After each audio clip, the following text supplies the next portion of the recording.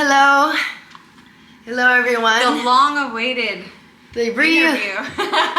Reunited with Danielle here. We're going to be interviewing her, talking about, what are we talking about today? Domestic violence and how to get out of it and our experiences, and hopefully this will help so many people out there that are going through the same thing, because this is a big problem that we have, and this is something that we need to talk about it, because if we don't talk about it, it continues to happen. They want silence, and we are not going to be silent any longer. So, yeah, we met. We have the same abuser. And do you want to start off by telling your story and how it all began? Oh, where to begin? The good times. So, I guess the abuse started really from day one. I just didn't see signs. There was a ton of red flags.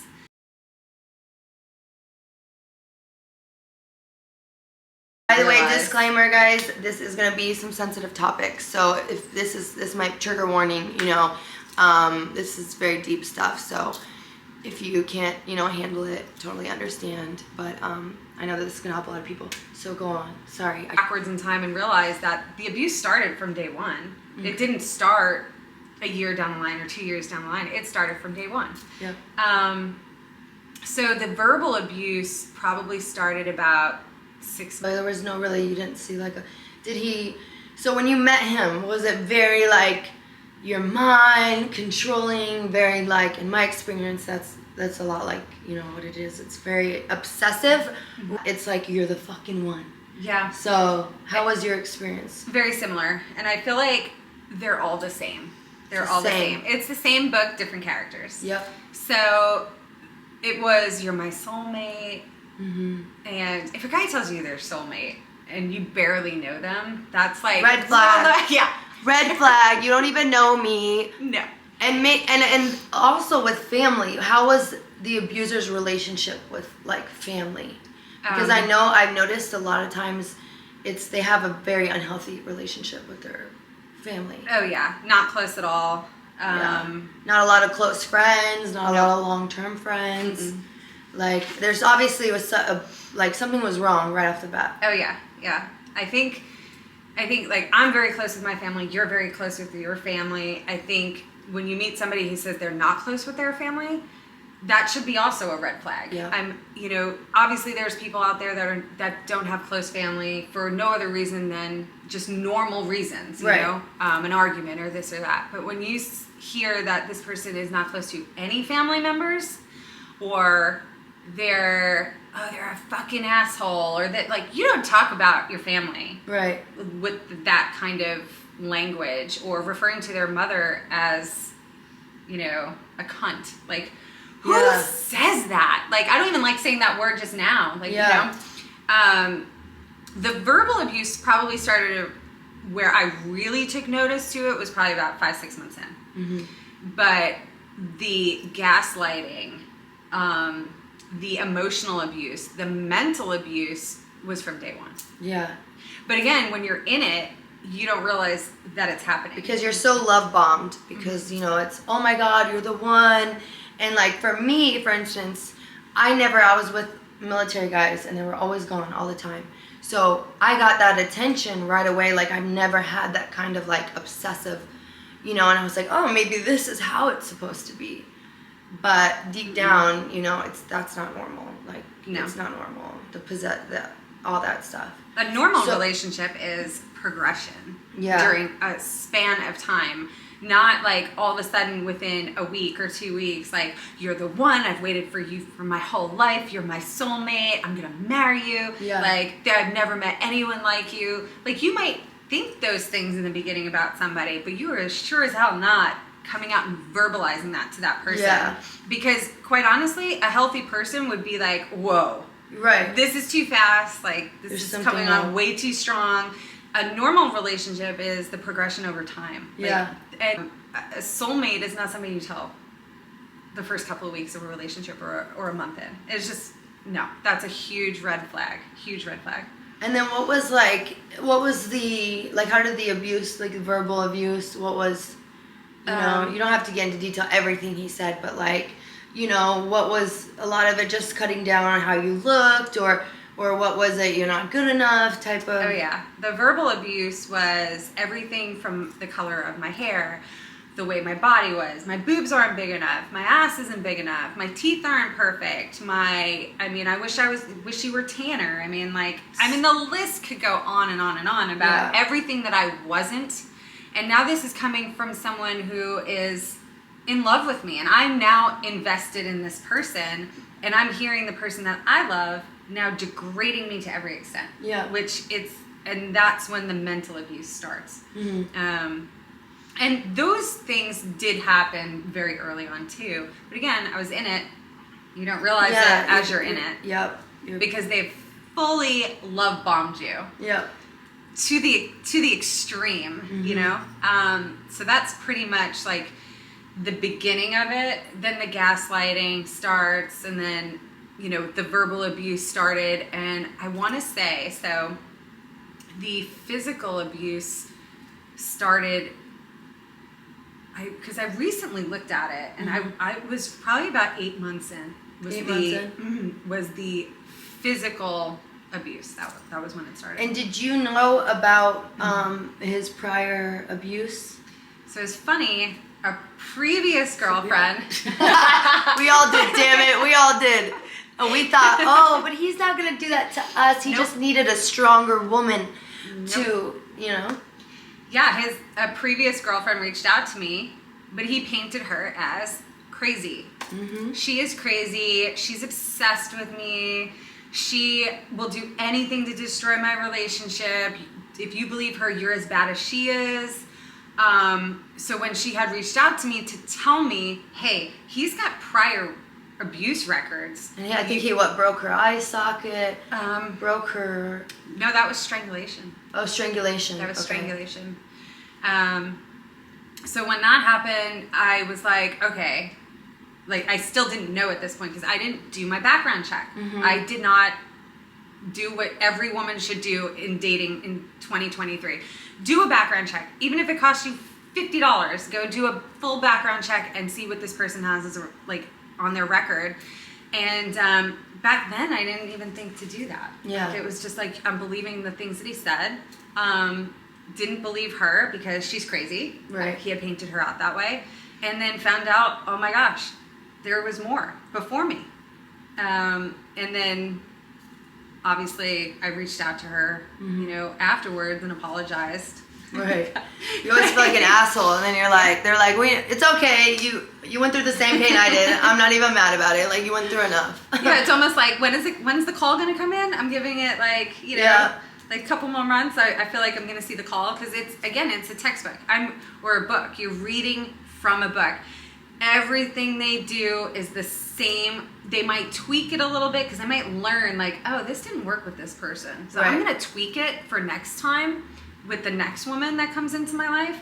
And then, I've learned from that. Yeah. So now I'm going to change my tricks a little bit. Yeah. But it's the same thing. And one thing that I did notice is, in my experience, so a lot of drugs were involved, and that was a way, he loved cocaine.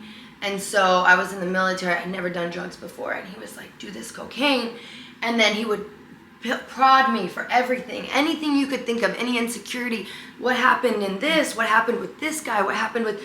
he just went in to find out every little detail. Horrible detail. He wanted it. He wanted to know about every fantasy, about just every little detail. They will find out about you. Because that's the way they manipulate you. So now they know your weaknesses, and they know, you know what I mean? You gave them a playbook. Of course I did, I was like this and this and this. And then, man, did he use that against me in every way possible.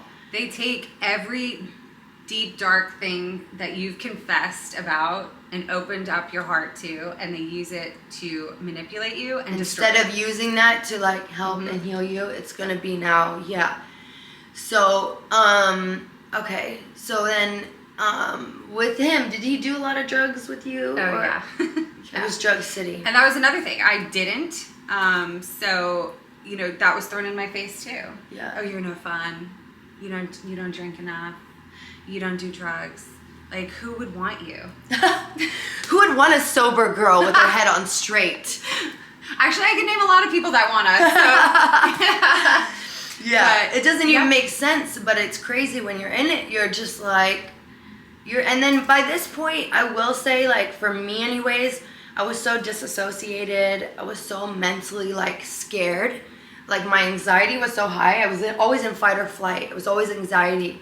And he had, like, crazy OCD. Like, if you left even a water spot on the counter, screaming, you're lazy. I mean, the shirts have to be. The shirts have everything, to be a certain everything way. had to be perfect, perfect. And then, like, sexually, so this was very interesting. Sexually, this man's very, very, very, most of them are very sick in the head that abuse women and do this type of thing. And they need a lot to get them off. And, like, when did the sexual abuse kind of... That was months into it. Did I want trigger warning? Trigger. Because even me, I'm like, oh, it's still like, even just talking about it, it just, there's a knot in my stomach. And this has been years later. This has been what, 2015, 2016, 17. So 2000 and it's still to this day, like, it gets me nuts and it puts me in that space that I hate to be at. But you know, this is something that needs to be done, and I think by telling other people, it also helps us, you know, realize that, you know, we weren't the ones wrong, because a lot of times we take the guilt on. And yeah, so for this part, when did the sexual freak come out? When did the sexual monster come out? Well, I want to say, too, I think there's this stigma around domestic violence that people don't want to talk about it. Yeah.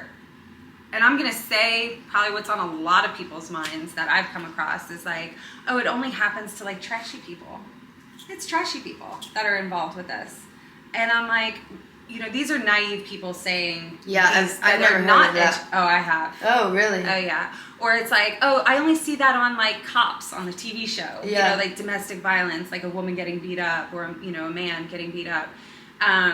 So I know, like, when it started happening to me, I was super afraid to talk about it, especially in New York, where I only knew one person that ever went through it, and I was naive, thinking, like, oh my God, how could that happen? Yeah, like, because, how did you let that happen? Yeah. You know, I spoke against domestic violence while I was in the military. They sent me to Germany. I got specially trained on it's basically prevention.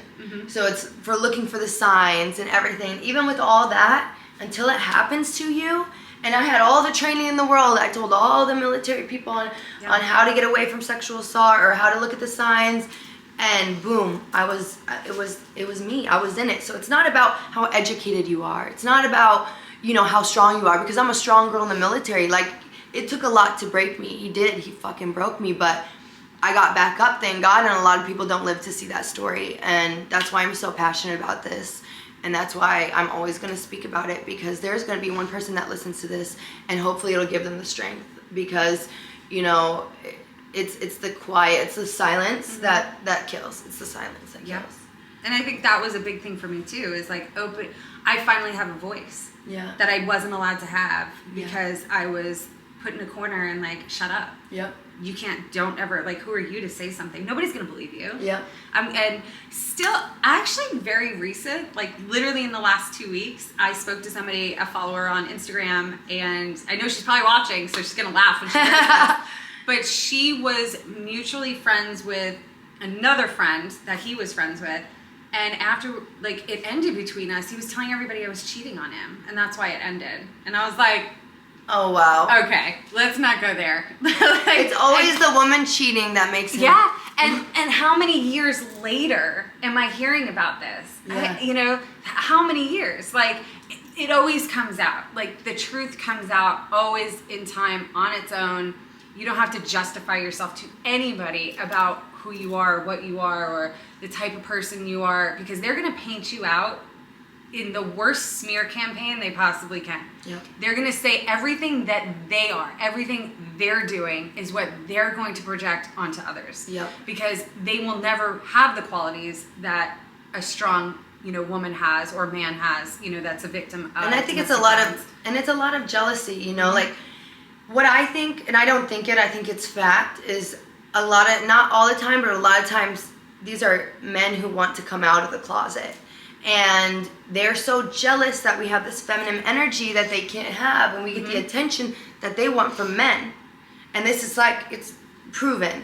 And also it's a lot of control, you know. It's like, oh god, I'm just thinking of all this shit that I'm like, oh god, I want to like throw up. Hold on, I might go throw up. Hold on, I'm gonna throw up real quick. But it is true. I think there comes a point that women are not doing it for them anymore. It's like, okay, I've plowed through a ton of women. So when you're going through that amount of women, like, it starts to not become desirable anymore. It's like, now it's like, okay, well, it's like another pussy. In English, it's like, all right, another hole. And then what happens is they start to kind of like venture out, and the porn starts to get even more. The porn is a big thing. Yeah, a lot of abusers are into porn, and porn. And then I would find, like, did he ever do the Craigslist? Oh, Craigslist. He was a Craigslist guy.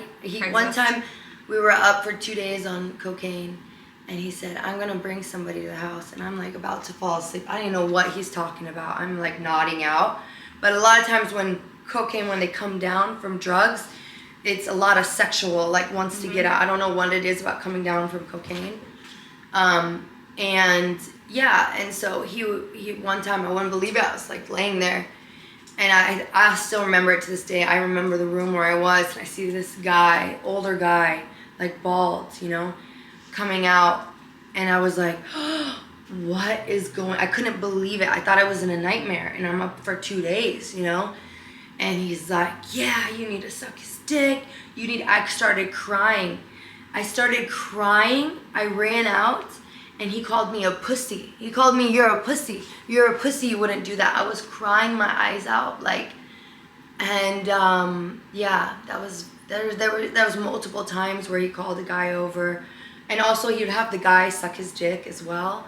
And the next day I'd confront him like, oh my god, you had this guy suck your dick, and he would be like, what, no, I didn't, what? And I'm like, what do you mean? And he was a fat guy from Craigslist he brought over.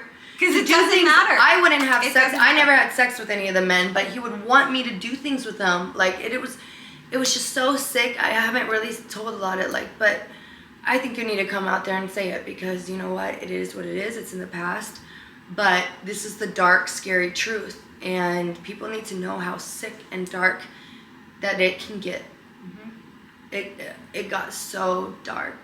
Like, wow. Yeah, I think back to... And he liked a lot of like, he would get like black guys to be like texting me, and he'd be like, go send him this, and he would be in the chat, and he'd be like, now tell it. He would tell me what to tell the guy, almost like he wanted to be the guy. He wanted to be the guy, and he would be like, tell him to send you a dick pic.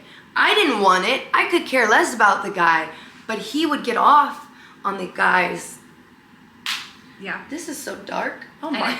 Sometimes when you say it, it's like in your head, but then when you say it, you're like holding on to your seat. Like, I'm holding on to my seat telling this story, because I feel like we're in a soap opera. I feel like this is like we're in like a movie or a soap opera of some sort. Like, and I was really like an innocent, like, okay, when I was in the military, I only was in relationships that were long, like 4.5 years, 2 years, like, not that they were the healthiest, but I was still like, I was a long-term relationship girl, and I didn't have some wild side where I liked kinky stuff. I didn't have, like, you know what I mean? This is just somebody seeing somebody so pure and happy and good and wanting to take that away from them. And I will say another thing that I think is important, at least for me, is like, he didn't have any relationship with God. He hated, I would go to church, like, he can't stand it, and it's because he has a demonic spirit, you know, a spirit of the devil. And somebody like that, they can't see the light, and when they do, they want to crush it, you know. And yeah, got very sick sexually. I remember one time he got mad at me. He found out about, I don't know what he found out. He would go through all my messages on my phone. Even I would hit people up for shout outs. Hey, can I do a shout out? He was like, and that's how I got successful. I was always on social media. Like, I gave my all into social media. And he'd be like, why the fuck would you? He would freak out. And I remember him, I was crying, and he had sex with me. had anal sex with me with no lube, and I never did anal sex, and it was so painful, and I was just crying and crying, and like this is the man that, it's just so sad that I let that happen. And I didn't have anybody else around me. I didn't have family. He would beat me if my mom called me. It got to the point where my mom called me, he would beat me up. If my friend, I had one friend at the time that knew me from the military, and she couldn't believe what was happening to me. She tried to get involved, and of course that turned out bad. So yeah, I really had nobody to turn to, you know, and at this time too, I won a lawsuit. He would make me pay off his credit cards. He would treat me like shit for the money I had, and then when I didn't pay it, I would be like sick to my stomach, and the lady on the card, like, why are you paying this off? Like, I could tell the woman knew something was wrong, like that a woman is paying for the guy's credit card. And he'd be like, what, don't you believe we're family, that we're gonna get married? You know how successful I am on social media. Don't you think, you know, this is just a tough time for me because my website's down, so don't you care about me? Like, it was so crazy. And I'm a smart girl, got my degree. This happens to smart people. This does not, but when you break somebody so hard, they lose themselves. And that's what happened. I couldn't even look myself in the eyes. Like in the mirror, I couldn't look at myself. I couldn't even look people in the eyes. This is going from a girl who did bodybuilding competitions, who was always out there talking to people. So how did you get out of the abuse? What was the first, like, kind of push to get you out? It was definitely the most physical altercation was really, like, what got me to that point. So he was beating you pretty regularly? Yeah, it was almost like every other day. The last month and a half, I'd say, before I got out, it was like every other day. There was a lot of alcohol, like, on his end, a lot of drinking, a lot of drugs, and obviously when there wasn't. And then the worst night happened where the police were involved. So what happened? So I was sleeping. I got woken up out of a dead sleep, and it was picked me up, pulled me into the living room, started beating me. For no reason. There was no reason to attack me. There was in none. Your sleep? In my sleep. And what damage did he do to you that night? I had a fractured eye socket, fractured sternum, broken ribs, concussion, broken fingers. Wow. And he threw a metal plate at you too? There was a plate, metal plate that was thrown at me, at my head, which I deflected with my arm. Thank God, or else your face would be messed up. Yep. And that was the worst. That was the worst of the physical abuse. And how did the cops get called? Luckily, my neighbor, I don't remember it, but in the police report, I crawled to the door and screamed for help, and my neighbor heard and called 911. Thank God, because when you do get involved, that could have saved your life. Because for you, that was your, like, okay, this is enough. And it's funny because... But then in New York, there's people who didn't do anything. Mm-hmm. Yep. I had friends that turned their eye to it. Yeah. They didn't want to acknowledge what was going on, you know. When you see something, you see signs. I wish I had people there by my side to help me at that time. Whether I would have taken their help or not, the help itself was the most important thing, and I didn't have anything. It took a complete stranger, and I had people close to me in New York who did nothing. Yeah. Which is just, you know. And people it is crazy because when I was with him, we had this same manager who took my money from Bitcoin, and he was trying to get me to invest all this money. And he even told me right in front of him, my eye was black, and he said, go in the bathroom and put on makeup, you can see your eye. Right in front of the manager, and he said nothing. Never did anything. Mm-hmm. And it's just crazy to know that there's men out there that will not stand up, that are too scared to even stand up. So you imagine how scared we are when grown men won't even do anything or get involved. Imagine how scared we are. Yeah, thank God that happened. For me, I did have the police called and denied it. And how did so obviously he was freaked out. Did he got you to lie and things like that? Oh yeah. When the police responded, right before the police got there, he had cornered me right by the front door, and he said, "If you don't lie, I'm going to kill you and your family." Wow. The police got there. I lied. They caught on to the lies immediately. I'm a terrible liar. So. all the good people, they're always good people that are bad liars. Yeah. They caught on to it immediately, and as I walked past him, he said under his breath, but the sheriff heard it, and he was like, "That's what you get." Wow. So he beat you up and told you that's what you get. Mm-hmm. Yeah. Thank God that the police did their investigation even deeper and didn't believe his story, because a lot of times when you're in these situations, you are scared. You're scared for the other person, unfortunately. And even for me, like, I did a police report and I didn't press charges because I was so scared that he was gonna, at this time, I was so scared for him more than myself. And I didn't want him to get in trouble. So I too didn't press charges, which I later regretted. And then he came after me legally and caused me even more hardship. And for me, unfortunately, he was the one that introduced me to drugs and all that. And so for me, how I coped was drinking. I finally did get out of the situation. My friend helped me and said, get out. So I had to leave LA completely, or else I was just gonna keep going back. So do whatever you need to do to get out of the situation. I even think about it, I'd been on my own my whole life since I was 19 years old. And then at 28, I was living with my parents, which is not the greatest thing, but okay. So the police came, and then what happened after that? Police came, I lied. And then he went to jail. And then what'd you do? So I actually bailed him out. You bailed him out? Wow. Yeah, he called me from jail with another threat. I went and I bailed him out. Wow. Yep. So what got you finally out? Like, I mean, that was your last straw, but like, when did you moved or? Yeah, so right before my move, about like 2 or 3 weeks before I moved, I needed to have emergency surgery. So that was my final straw after that. Finally, got myself all packed up. And even after the surgery, I remember I came home and came back here, and I wasn't on any pain medicine, and he called me a pussy. Wow. So he causes you this pain and then calls you. Yeah. Wow. I mean, that's not wow. I believe it because he put me through all that. So, but that's just amazing. What a monster. Yeah.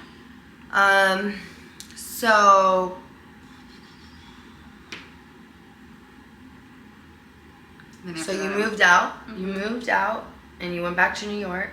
And then, how did you get the help you needed?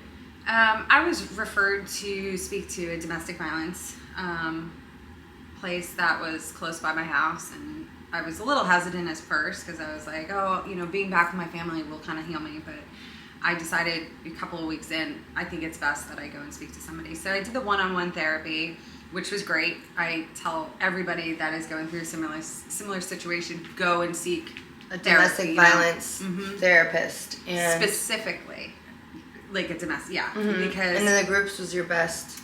The group was my best therapy because I had a woman sitting across from me. She was beautiful. I remember just staring at her, and she was we all went around and told our stories. Right. And she happened to be the last person to tell the story. And I'm sitting there, and I'm waiting for her to just say something like, oh, I got slapped. I got slapped around or something like that.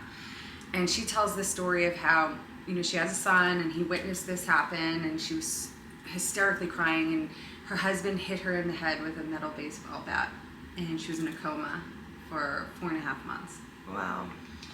And hearing that story made me realize at that moment, like, I'm sitting here, which to me was the most traumatic thing in my life, right? Mm-hmm. I'm fighting for my life. Had my neighbor not heard me scream, I don't know if I'd be standing here right now having this conversation with you, because there was no stopping it. There was nothing.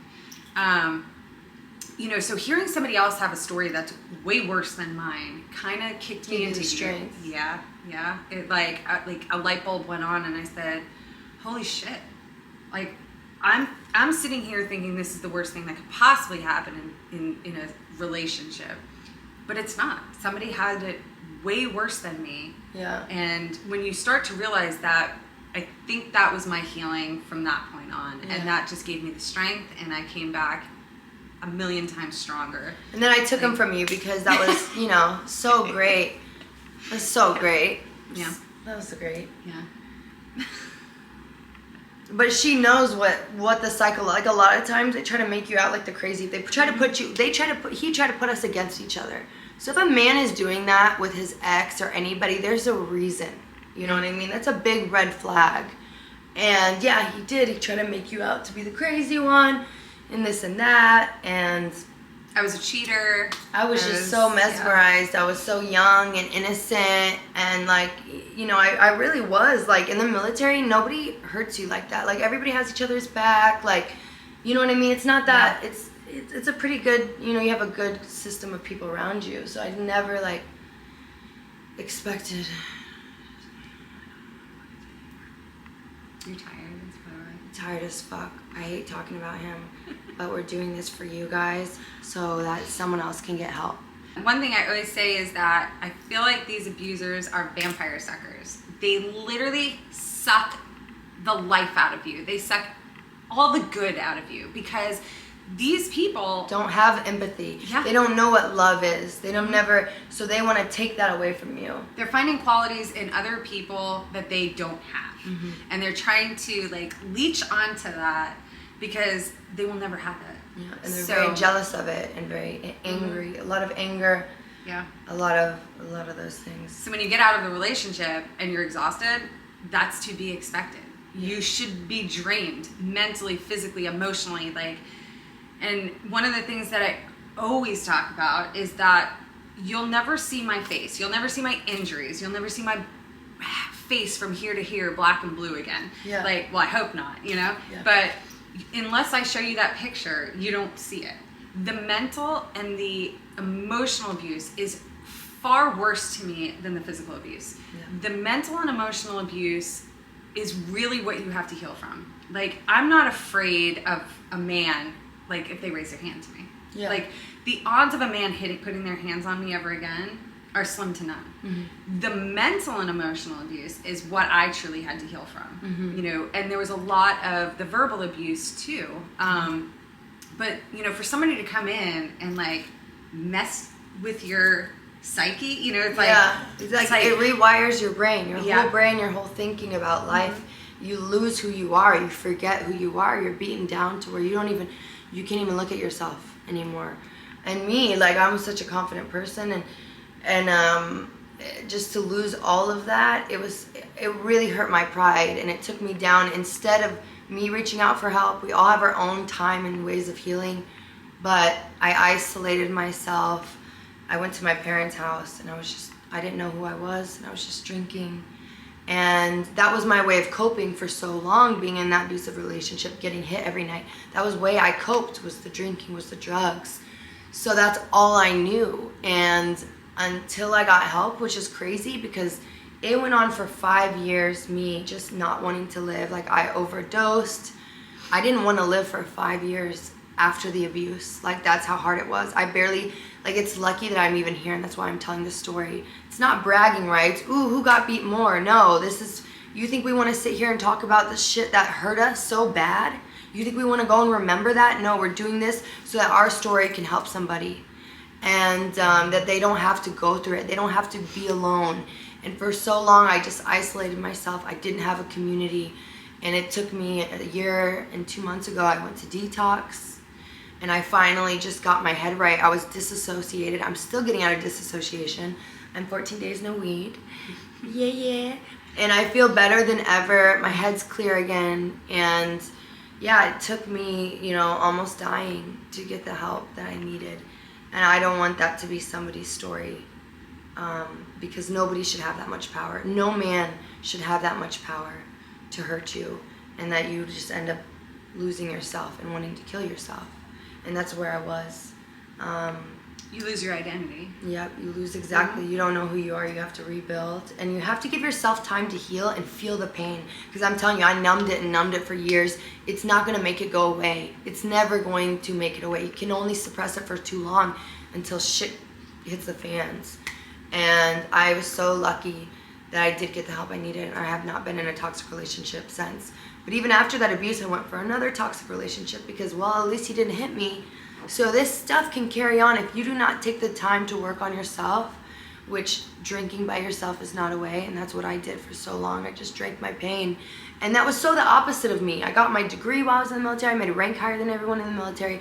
I was an overachiever. Like, the doctors would fight for me because I was such a good worker. I worked with one of the best doctors, and she made me one of the best at my job at dental. And so, yeah, I went from that to just feeling sorry for myself and in this hole, in this pity hole I couldn't get out because I couldn't take a second to look at my life because it looked so painful. And you can hear it in our voice, you can see it. We might laugh here and there about things because that's a way that a lot of people cope. At least that's what I do. I like to make jokes about things. But that does not mean that pain was there. That pain is there, and it's something that, you know, every day we just have to, you know, remember who we are. And for me, like, God has been the one to bring me back, and I get on my knees every day and I thank him, and I'm just so grateful to be here and to tell our story. So hopefully it's helped somebody. It takes a lot of courage, so I appreciate you coming on. Thank you. Because this is not something we wanted to talk about, but we do know that if we tell our story, we can help somebody. So if you know somebody that is going through something, or you see these red flags that we talked about, isolating, all these things, please, just like that phone call that saved her life, please do something. Even if they don't listen to you right away and you get aggravated, just be there to support. Be there, because you don't want to be the person that didn't do anything. And it takes a lot to speak about it, so I appreciate it. And I know it was mentally draining for us. We're exhausted. And, you know, it's something that we're just glad that we can help somebody. And so we're reunited. No hard feelings. No, never. I wish I didn't take him, though. That was a regret. Neither of us dated him. But yeah, for more, guys, please subscribe. And also, please, if it does make you feel better, please write your story below. Comment, share your experience or what has helped you. And also, if there's other things that you want us to talk about, also as well, leave that in the comments, and I'd love to talk about it more in detail, because with abuse, it's a lot of different things in work and how to recover. And so we hope that this gave somebody the strength and hope. And even if it hasn't happened yet, maybe it will. So maybe if you're watching this now, you feel like that won't ever happen to me, but you're gonna remember this when it does. And that's really what I hope, that we can help someone. So I love you guys. Thank you, Danielle Heitner. Make sure to check her out and follow her journey. And yeah, so we've done all the healing. Honey, we're ready. We're ready for our husbands, okay? So if you're out there, we're here waiting. Love you guys. Mwah.